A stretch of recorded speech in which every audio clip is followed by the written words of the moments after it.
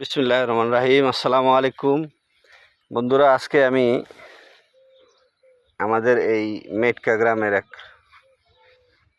আবাদ তিল। এটা তিল, এই যে ফুল, এই যে সুন্দর ফুল, দেখেন কিরকম তিল হয়েছে। এই যে অন্যান্য ফসল যখন অবিক্রি, পাট শাক, ডাঁটা, তারপরে হলো আপনার পুঁই শাক অবিক্রি, নেয় না, বাজারে একদমই বিকে না। সেই সময় এই তিল লাভের আশা দেখাইতেছে কৃষকরে। এখানে দেখেন যে খরা আছিল, এই খরাতে তিল দানা জ্বালাইতে পারে নাই, পরে দানা গজাইছে, এগুলো একটা আবার নামিয়ে গেছে। কিন্তু বাদ বাকি যেগুলা মাটিতে জু ছিল, পম ছিল, সেগুলা সুন্দর এই যে জ্বালাইছে আগে। এই গত বছরও এই জমিটাতে তিল লাগাইছিল। এই কৃষক এই তিলের এই আবাদের সুফল পায়ে গেছে। এজন্য এই চৈত, বৈশাখ, জ্যৈষ্ঠী, আষাঢ়, এই ৩-৪ মাসের যে একটা টাইম, এই টাইমের ভিতরে এই যে শাক পাতা লতা যেগুলি সাধারণত এই মৌসুমে খায় না, সেই সময় ফসলরে যদি ফসলের কী বলে এটারে, এই ডাইভার্সিফিকেশন করা যায়, হ্যাঁ, ফসল বিন্যাসের মাধ্যমে, চাষাবাদ বিন্যাসের মাধ্যমে যদি এগুলা করা যায়, তাহলে এটা লাভজনক হয়। এখানে চিয়া সিড হইতে পারে, তিল হইতে পারে, এখানে কালিজিরা হইতে পারে, এবং এগুলো ওরকম ফসল না। এগুলো এই ফসলকে প্রক্রিয়া করে শুকায়ে এই তিল যদি সংরক্ষণ করা যায়, অনেক দিন পর্যন্ত বাসায় রাখা যায়। বাড়িতে রেখে তারপর ইচ্ছা মতো যখন বাজার ভালো হয় তখন এগুলা বিক্রির ব্যবস্থা করা যায়।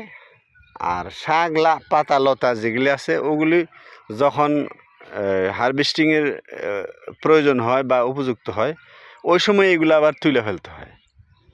তো ওই সমস্ত ফসলের থেকে এই যে সমস্ত ফসল প্রক্রিয়া করে রাখা যায়, ঘরে রাখা যায় 2 মাস, 3 মাস, 4 মাস, একটা দাম হলে, যেমন পাট অনেক দিন রাখা যায়, ধান অনেক দিন রাখা যায়, হ্যাঁ, এই সমস্ত ফসল যদি কেউ করে, বিশেষ করে এই শস্য জাতীয়, যেমন ডাল হতে পারে, বাদাম হতে পারে, সয়াবিন হতে পারে ইত্যাদি, এই জিনিস এগুলা রাখতে পারে। এই দেখেন এই জমিটা কমপক্ষে 2 বিঘা হবে।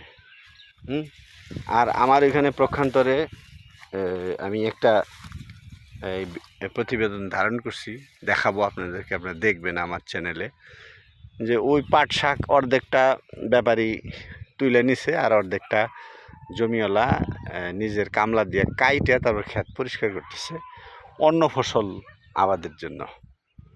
ঠিক আছে, তো এই হলো অবস্থা। এইখানে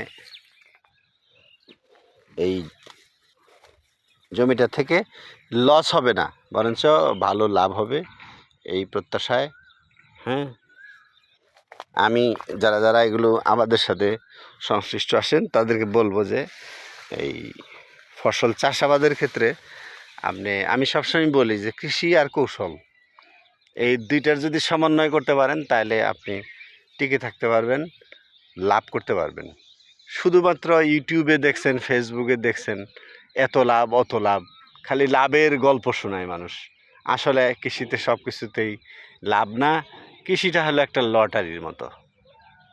লটারির মতো, জেনে বুঝে, যদি আপনার বাবার সয় সম্পত্তি থাকে, আপনি যদি ছোটোবেলায় কামলার সাথে সময় দিয়ে থাকেন, বাবার সাথে সময় দিয়ে থাকেন, যদি আপনি জেনেটিক্যালি কৃষকের সন্তান হন, আর যদি এই বিষয়ে আপনার লেখাপড়া থাকে, অধ্যবসায় থাকে, হ্যাঁ, সবচেয়ে বড় হলো যদি আপনার ভিতর উদ্যম থাকে, মাইন্ড সেট আপ থাকে, তাইলে এই পেশায় আসবেন, আশা করি লাভবান হবেন।